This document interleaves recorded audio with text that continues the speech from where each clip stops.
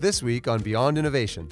Today, drones are, you have a pilot flying the drone and then you have a camera operator moving the camera below it. So the drone is flying the camera. Those are two people today. Two separate people. And they also kind of need to like intuit each other's thoughts and feelings, like understand what's gonna look aesthetically pleasing. So Vermeer works by inverting that. Essentially, the camera is flying the drone. So we're using augmented reality. So we essentially pull up a 3D model of anywhere in the world and you kind of project it onto the environment where you're sitting, and then the screen of your phone kind of becomes what the camera of the drone will be looking at.